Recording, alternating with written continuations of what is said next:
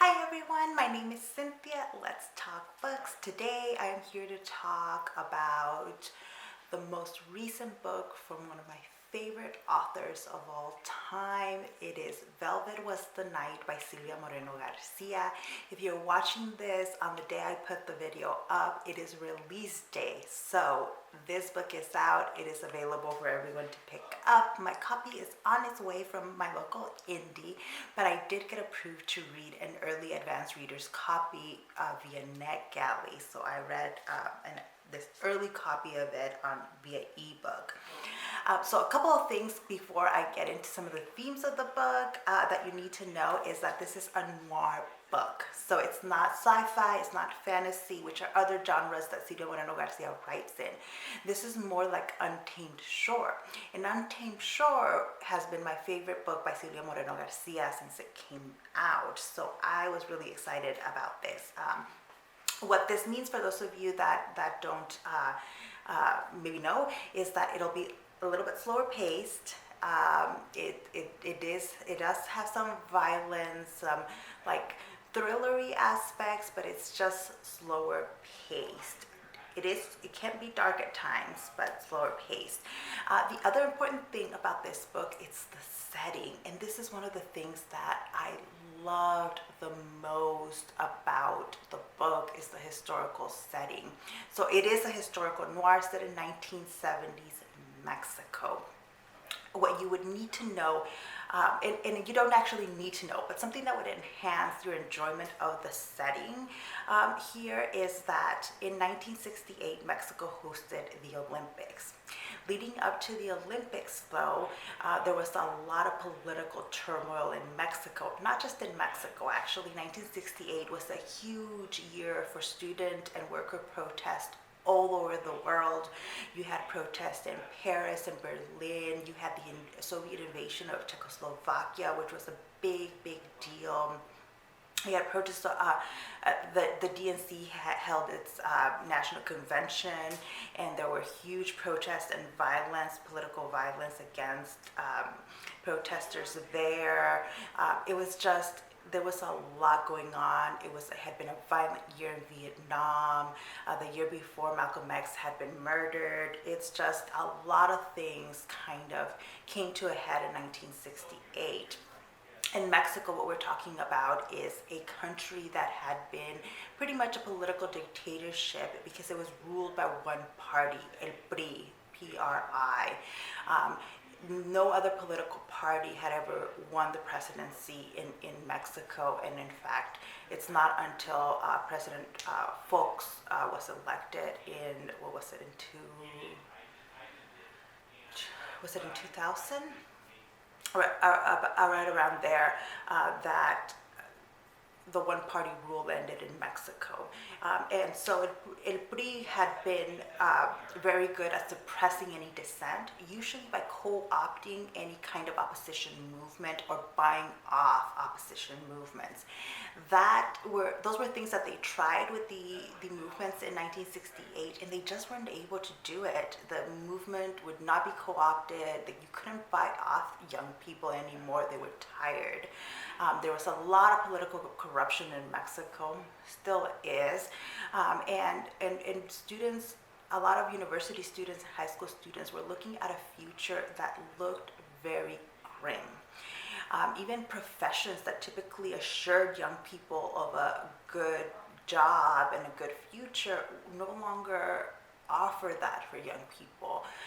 Doctors were on strikes. A lot of people in the medical profession were on strikes. Teachers. It was just a lot of political turmoil, and so students started taking to the streets, and actually with the excuse of the Olympics, they were actually getting a lot of attention, and with protests going all over the world was also looking. Another big factor here, now I feel like I'm giving a historical lecture, but it was the Cuban Revolution. President Díaz Ordaz, who was president of Mexico at the time, was super scared about communism and any kind of communism coming into Mexico. The Cuban Revolution had been a big deal in Mexico, and communists in Mexico had been, invigorated by the success of the Cuban Revolution. And so the president sent out spies to keep track of anybody with any connection to the Cuban Revolution and any American students in Mexico as well. They were afraid of these communist dissidents provoking and stirring things up in Mexico before the Olympics. The Olympics were a chance for Mexico to showcase itself to the world and showcase how modern it was. And so there was no way Mexico was gonna, let protests interfere with the Olympics. So in 1968, there's a lot more I'm skipping. I'm like, I do a whole lecture when I teach 1968 about how the cycle of protests kept increasing over the course of the year 1968, especially over the course of the summer. In October, things had really heated up. The police and the military had been called in to suppress student protests, and in October, as the Olympics approached, the government was not putting up with a lot of this dissent. So there was a meeting planned in the center of Mexico City, in this plaza called Tlatelolco. You can still go there today. It has a lot of significance, a lot of history. On October 2nd, 1968, students organized a meeting there. It was not supposed to be even a protest. It was just supposed to be a meeting, but a lot of the student leadership was there. And all of a sudden, after the meeting had started, shots started ringing out. Someone was shooting at the plaza, and actually what they ended up doing was sealing off the plaza so that there wasn't really any way to exit. So a bunch of people are trapped in this plaza, and there's shots coming from up above. People aren't sure where. Now we know that not only was the military on foot in the plaza, but the Batallón Olimpia, which was a special battalion organized by the president of Mexico, was there with sharpshooters shooting at the students. And so there was a huge massacre. There was a huge massacre of students there. And it was very successful. They were very successful at suppressing protests after that. There was a lot of fear that the government actually could and did do this. And a lot of people were even refusing to talk about what had happened at the plaza. A lot of these students, their bodies were never recovered. They just basically disappeared. The Mexican government said that there had only been a few dozen dead, and that it had been the own students' faults, that it was not the government, that it was students like killing each other. Total falsehood. We know the story goes that they think the government, they disappeared the bodies, right? Disappeared the bodies, and a lot of families never got to mourn their dead because there was no bodies there. They just knew their family members had disappeared. Now, the book is not set in 1968. Velvet Was the Night. It is set in the 1970s. What happens, though, is that government suppression of protests intensifies, where they have even these extra legal units, the thugs that go out and are supposed to beat up and sometimes even kill protesters, because student protests do happen in the 70s. In Mexico and all over Latin America, this period of extreme government suppression and like the disappearing of bodies and of people are called the Dirty Wars. If you Google Dirty Wars, what's more likely to come up is the Argentinian Dirty Wars. Something very similar and extreme was happening in Argentina, but also all over the world. So this was happening in Mexico. This is you don't need to know all of this going into the book, but I think it does enhance the enjoyment of it, because knowing all of this history, it was fascinating and amazing for me to see it play out in a book, because one of our main characters is part of these thugs that go around beating students, and it's in his point of view that the book begins, and so that is central to the story. You don't need to know the history, though. Silvia Moreno-Garcia does include in the back some historical background and some information on what's happening in the 70s in Mexico at the end of the book. So if you're interested in that, it is there. One of the reasons why I love this book is not just the historical setting, although that alone for me was amazing because I haven't seen a lot of books, a lot of works of fiction set during these time periods, but it's again Silvia Moreno-Garcia's heroines. I love the way she writes these Mexican heroines. I always end up identifying with them, even though I don't always, like, there's not always a lot of similarities with her heroines. So here what we have is Maite. Maite is a young woman who is, she's had a lot of disappointment in her life, and like things just don't go her way, and she's stuck in this job that she kind of doesn't like, but it pays the rent, and she's afraid of leaving it, and she's afraid of taking risks, as she has fallen in love once, as she believes, and she had her heart broken, and she keeps putting all her dreams into these like ideas, into these people that don't deserve it, and so as a result, then she's this completely dissatisfied and disconnected woman. So she is not paying attention to the politics. Like, she hears people at her office talking, she's like, yeah, all these communists, okay, terrible. But she doesn't really care. She doesn't follow along. She doesn't read the newspaper.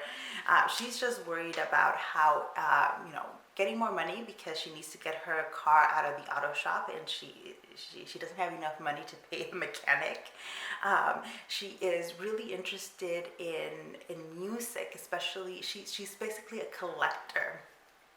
And she collects a lot of this original music. Music in the 70s in Mexico is really interesting. A lot of young people's music, like rock, was banned in Mexico. You actually couldn't find, you could find some underground places that would do it, but the government had gone hard into a lot of the nightclubs and places where rock was being played. And so it was highly suppressed. She's a collector of a lot of not just the Mexican versions of these songs, but the original versions of these songs. She has this room in her home dedicated just to like her leisure activities. It is her happy place. She calls it her atelier. And then the other main character, so this is a dual perspective book. The other perspective we have is Elvis. Elvis is, again, he's one of these thugs that goes around beating students, but he's also not super political. Like, he is part of these groups because he finds meaning. The guy who recruited him is like a father figure, and to him, and someone he aspires to be like, mostly because he sees this guy as being successful. So he does these things not because he hates the students or because he hates communists. It's just what he does. He's also obsessed with Elvis Presley, and he's obsessed with American movies, American music, which is something that is associated with like rebels and actually even communism, but it's kind of tolerated in Elvis because Elvis is good at his job, essentially. One of the key themes in this story then is violence, right? Because we're seeing right from the first chapter violence being used. One of our main characters is a thug beating up people, but he has his principles. Like, he's gonna have some redeeming qualities that are actually gonna make us like him a lot. I actually really love the way Silvia Moreno-Garcia writes Elvis. Like, I just really enjoyed the complexity that is Elvis here. But violence, we see right in the first chapter, thugs using violence against protesters, and you see the tactics.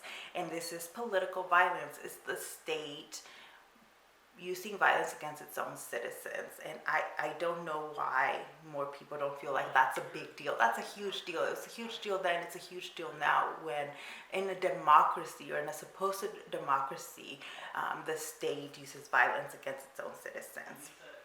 And another major theme is that of politics, right? Of the hopes the hope with which young people look at politics. They believe that their country can be changed, that the world can be a better place, and that is why they're engaging in these protests, because they want to see change, they want to see a better world, and they think it can happen. In Mexico at this time, it is highly dangerous. Students knew that being part of these protest groups could mean that they are being surveilled by the government, and that they and their families could be in danger. And our two main characters, like I said, are not super political, and yet they are in a setting that is incredibly political. And I thought that was just brilliant on the part of Silvia Moreno-Garcia to show us the political landscape through the eyes of people that don't care about politics, but are deeply embedded in the politics happening. It's just, it works brilliantly. And she also, what she also does with Maite and Elvis is talk a lot about belonging, about what it means to feel like you belong, to feel loved, and what happens to people when they don't feel like they belong, and they're searching for that something, for that meaning, and they're not, and again, they're not finding it in the politics of it. They find it in cultural aspects that are, technically not allowed, and in some of the relationships that that they form. All of that to me was just absolutely brilliant. Silvia Moreno-Garcia writes brilliant noirs. I will read anything she writes, but so far the books of hers that I've loved the most have been noirs. Untamed Shore, and now Velvet Was the Night. One of the last points I want to make, because I don't want to go into the whole plot and all of that, is that the kind of Mexico Silvia Moreno-Garcia writes. I did a quick video on TikTok on the book, and somebody commented that she loves Silvia Moreno-Garcia in part because she's in the U.S. She grew up in Mexico and is now in the U.S., and there's this nostalgia in the Mexico that Silvia Moreno-Garcia writes. And I think that's absolutely correct, that those of us who are not in Mexico see a lot of the Mexico we know, we love, we criticize, the Mexico we sometimes are ashamed of, and other times extremely love in Silvia Moreno-Garcia's writing.